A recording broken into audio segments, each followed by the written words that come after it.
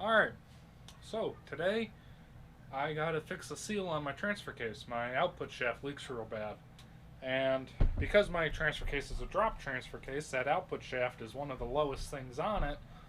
And it makes it to where when it leaks all the way empty, I lose about a gallon of my capacity on the ground. So it's a big deal. So today we're going to work on trying to get it started, taking it apart. And hopefully the part will show up within the next hour or so and I can put it back together. So let's get to it.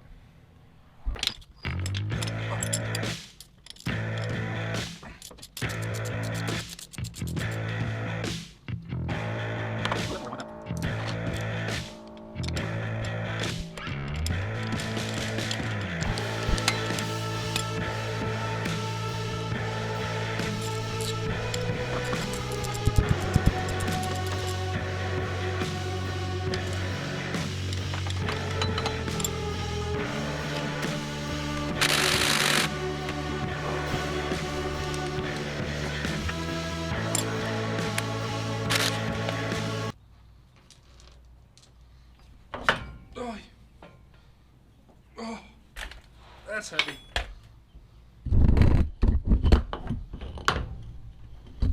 So here's the hard part, getting this nut off, because this thing is really on there. First, we're going to see if the impact will get it on its own.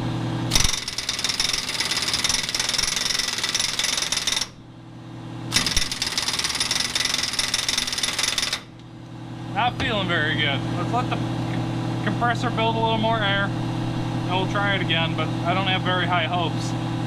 I've originally only was able to get one out of the three of these off when I was getting the adapters made, so I don't know if I'll be able to get this one.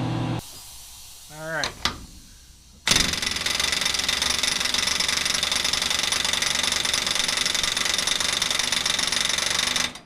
Nope, not getting it. Let's get some heat on it.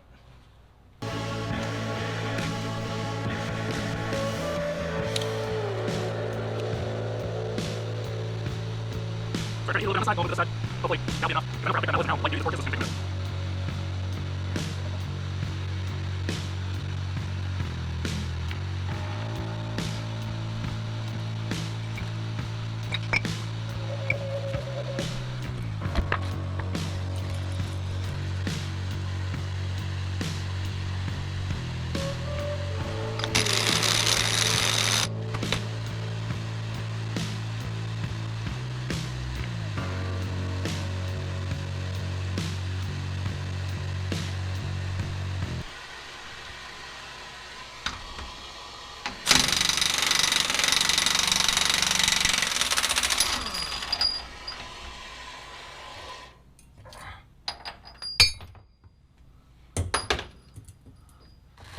A little heat always does the job.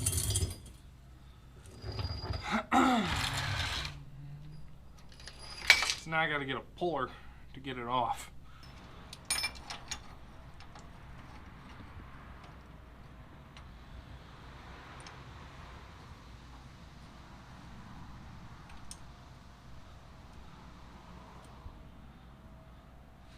I hope this comes pretty easy.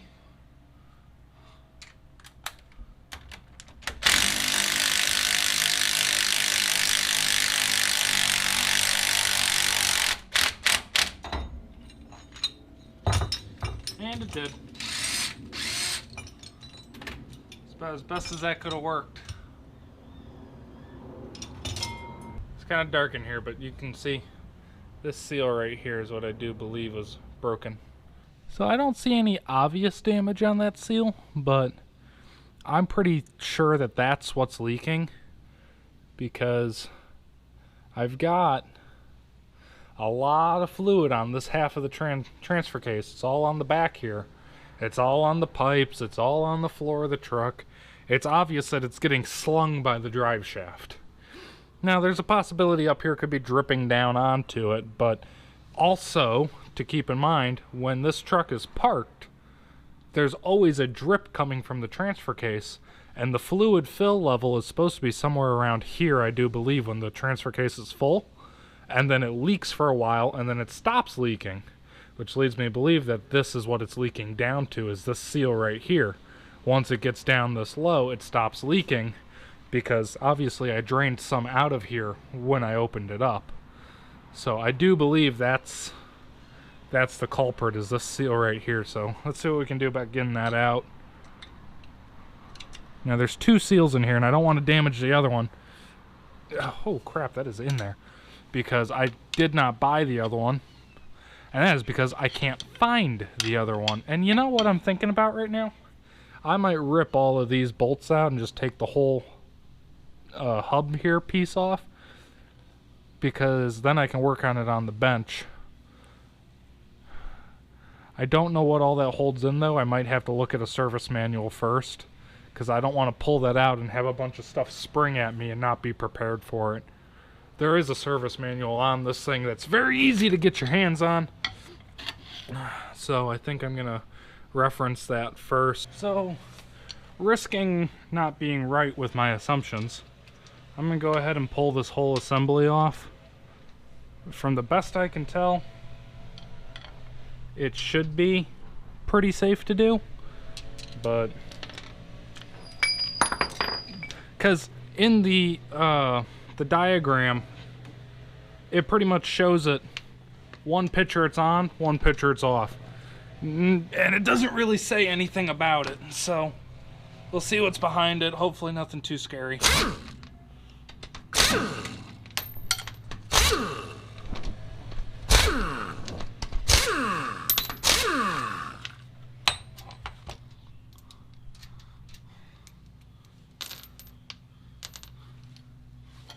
All right.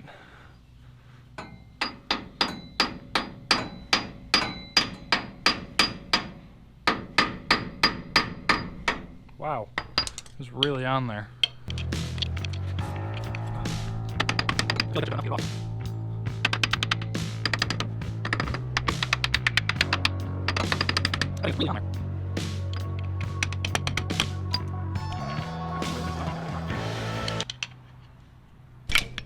we go. That did the trick. Just had to be a little meaner to it. So yeah, here's a shim for this bearing. That's very important that it needs to stay in there.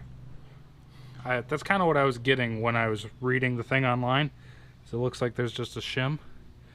And when I reassemble this, I should probably put just a little tiny bit of RTV on this, which I do believe that inner seal might be damaged, because there's 2 seals on this. I'm gonna have to see if I can find another seal. So let's move over to the workbench and we'll continue from there. So thinking I'm gonna be pulling both seals out, and I'm going to be attempting to find a replacement for the other one too. I'm gonna try to remove it as gently as I can, just in case.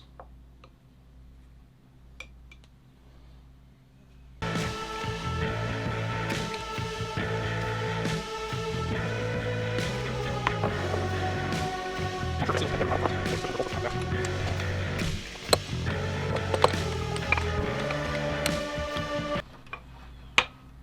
I'm going to see if I can tap them both out that way.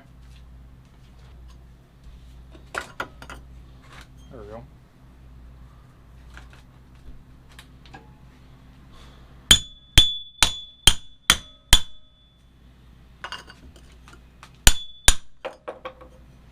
Yep, that was the secret. They both go out the back.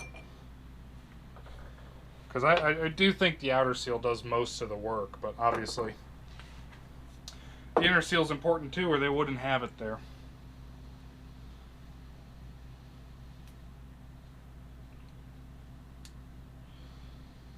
This is also, you know, semi-truck and farm equipment level stuff, so the double redundance might just be there for extra protection for dirt egress.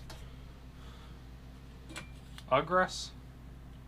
I don't know. So now that I've got that apart, there really isn't anything else I can do until the new part shows up, other than try to see if I can find this seal online. And Really looking at it, I'll probably just buy the same one a second time. Okay, so one seal showed up, which is all I ordered, so obviously only one's going to show up. I did a little research, and I think what I'm going to do is I'm just going to install one seal, reassemble everything, top the fluid off, and then order the second seal because it looks like it's going to take a long time to get it. And if I'm going to fill the fluid all the way up, hopefully it will not cause any problems and it can handle all the fluid in there and not leak. But if it does leak, I will just lower the fill level a little bit. This truck has done many miles with it underfilled.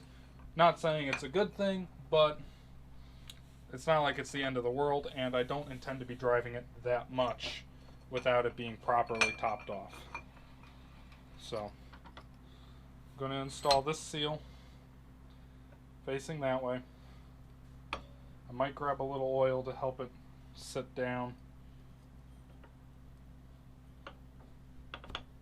Oh no, I can push that in by hand. Okay, that makes me happy. I really didn't want to hammer on that.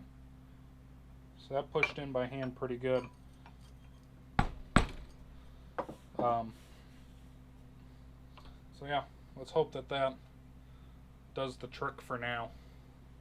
I'm going to put a small bit of RTV on here just to seal this back to the case. These are both very well machined surfaces, so it probably doesn't take a lot.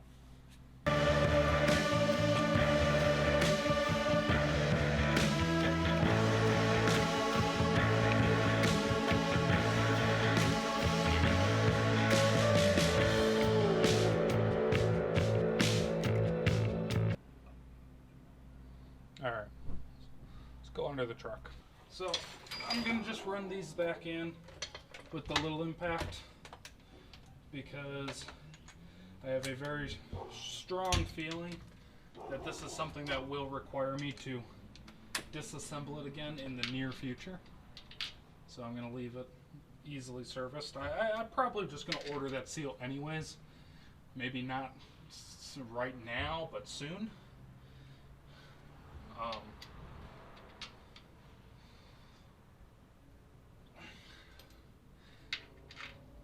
But I mean, if this does fix the leak, I might not mess with it again out of, just don't fix it if it ain't broke kind of situation.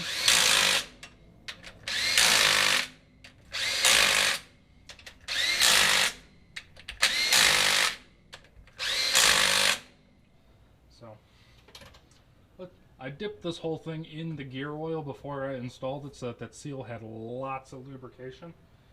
And I'm going to go ahead and do the same thing again with the splines, with this hub. And that is just so that while it goes back together, it has lots of lubrication going through that seal as to not damage the seal again. It's very difficult to do at this angle.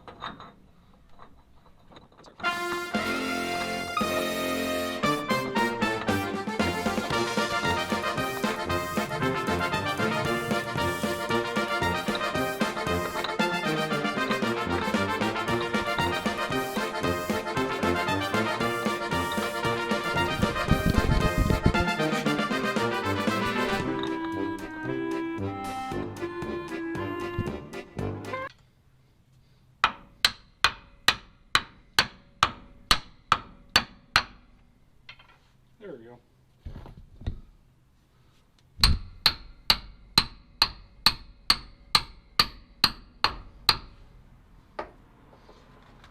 Surprisingly harder than it needed to be.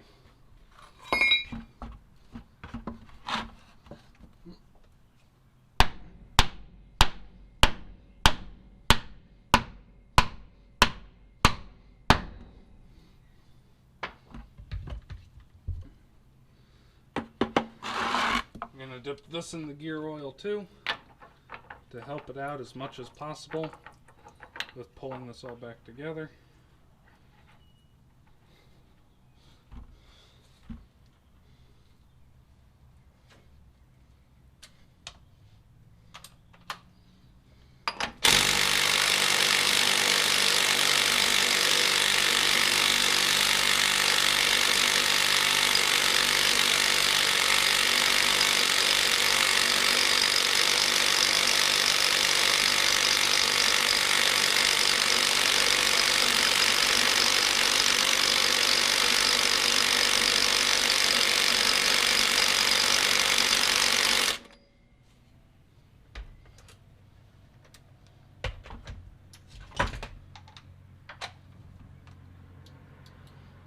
Okay, so that wasn't really up to the task.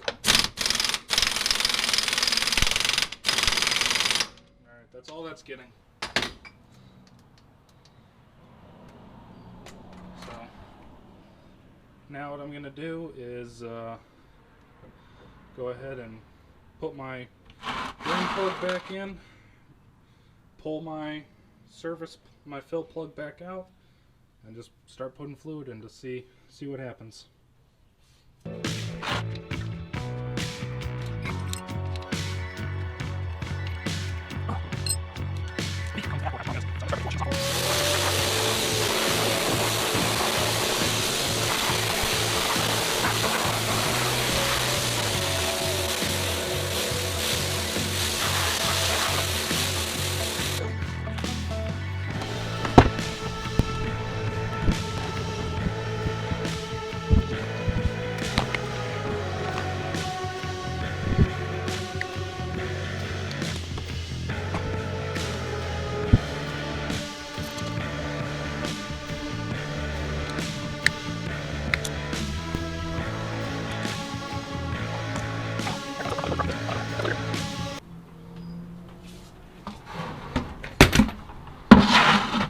Okay, so it's got just about 2 gallons in it.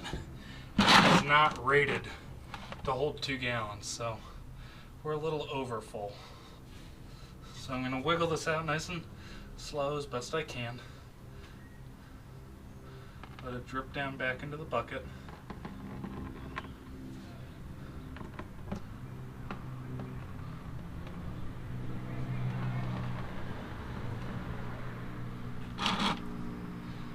Let her go back down to what's supposed to be full.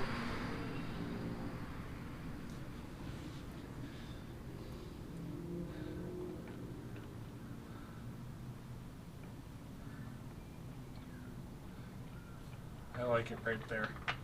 A little bit over full. It's right where I like it.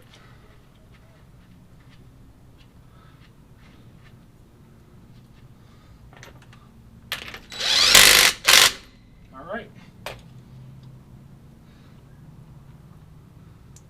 Let this hose drip out.